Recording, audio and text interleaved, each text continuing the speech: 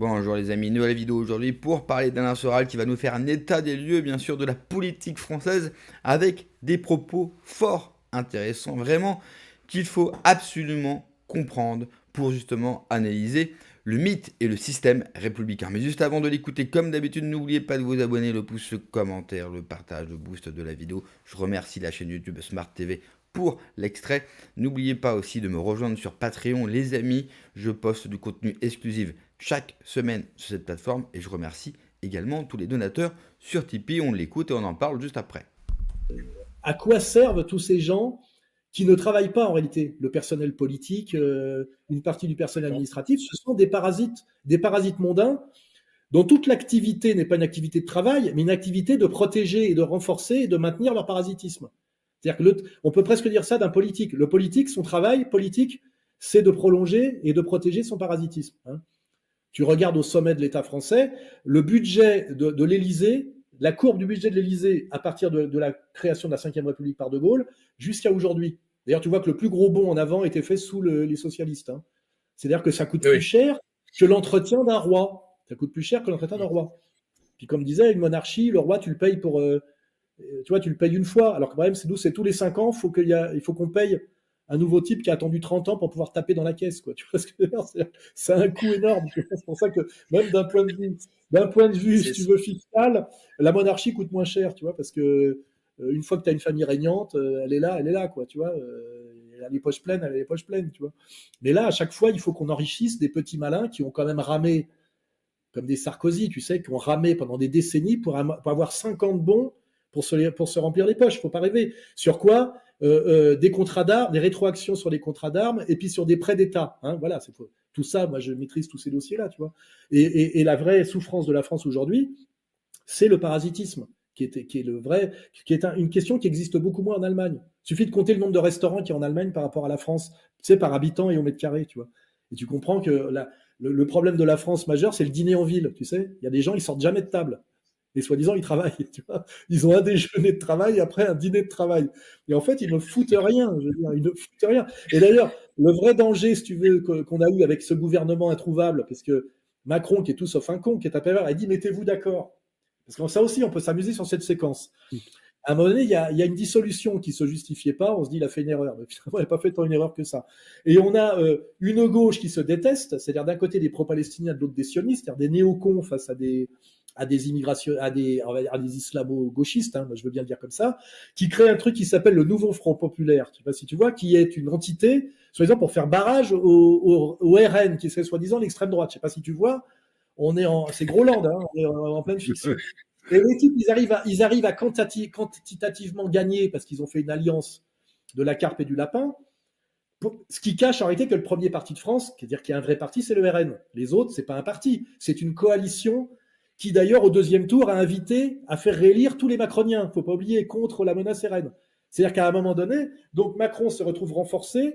Il est face à un nouveau Front populaire qui dit on va vous présenter un premier ministre. Et Macron, il est juste à dire, mettez-vous d'accord, parce que tu imagines bien que les Mélenchoniens et les Glucksmanniens, ils sont à 100% opposés, tu vois. Résultat de course, on a des semaines et des semaines sans gouvernement. On se rend compte d'ailleurs que ça ne sert à rien. En Belgique, ils passent trop longtemps. Ça ne sert à rien, un gouvernement. Ça ne sert à rien. Des parasites. C'est-à-dire, ce qui compte, c'est que le boulanger aille faire son pain, l'entrepreneur qui est patron d'une PME qui produit quelque chose continue à produire. Donc, ce sont des parasites, tu vois, des parasites.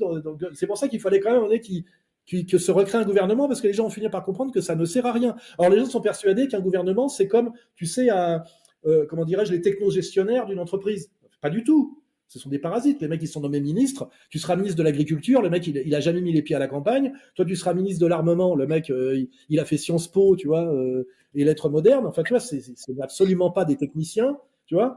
Ils servent à rien, tu vois. Et là, finalement, à la fin, on a un gouvernement qui est un gouvernement Macron-Le Peniste, c'est en fait Marine Le Pen qui, pour ne pas mettre Macron en minorité systématiquement, a dit bon, comme on va pas mettre des mecs du RN, mais ils sont allés chercher Barnier, qui est un anti-LGBT et qui même s'il est un atlantisme européiste, est quand même, on va dire, un mec de droite sur les questions minimales sociétales, c'est-à-dire anti-PD et un peu moins c'est-à-dire anti-LGBT, et puis un peu moins de migrationnistes délirants, quoi, tu vois.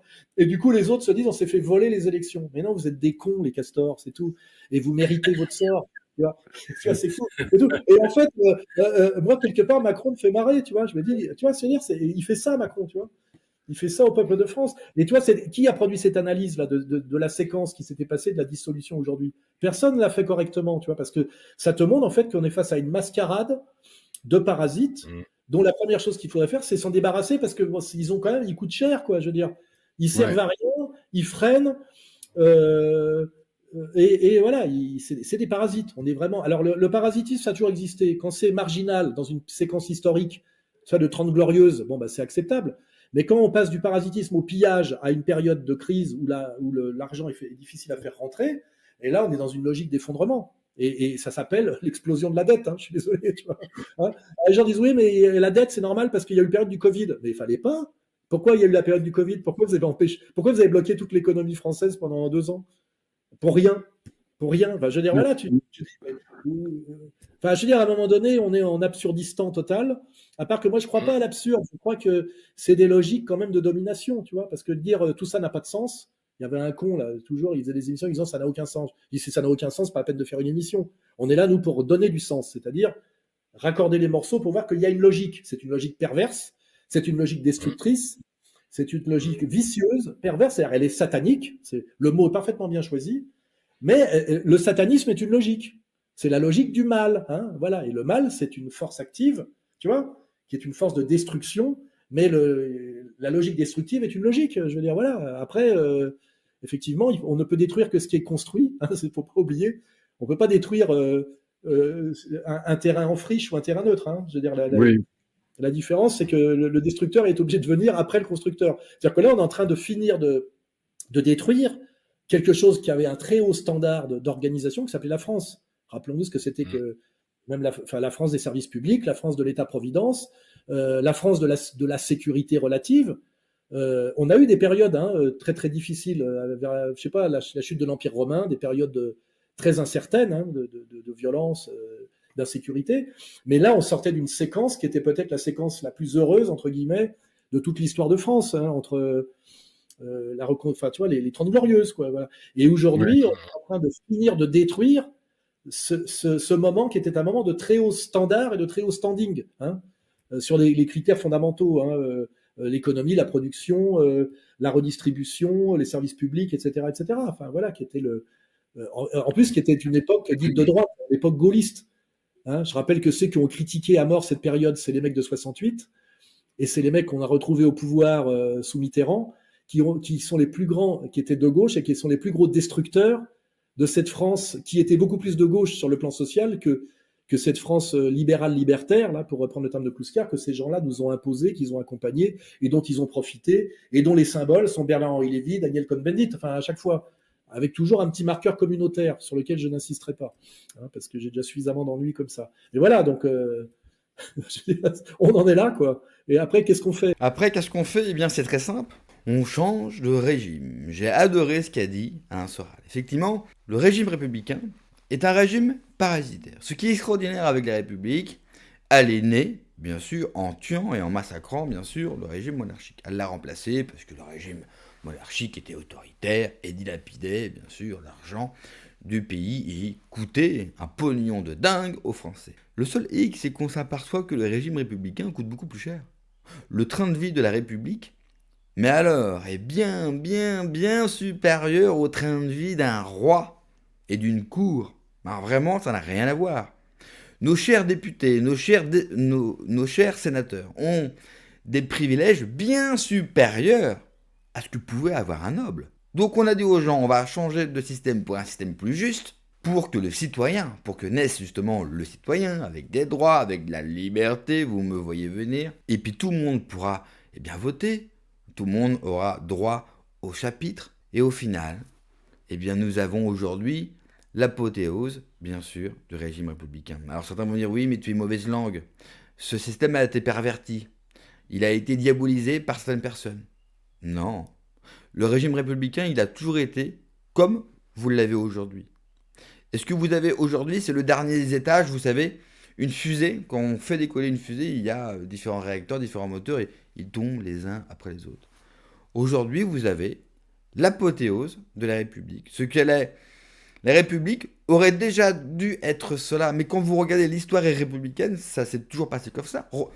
Revoyez vraiment, je vous invite, il faut relire la période de la Troisième République, la période de la Quatrième République. Et vous allez vous rendre compte que cela s'est toujours passé comme ça.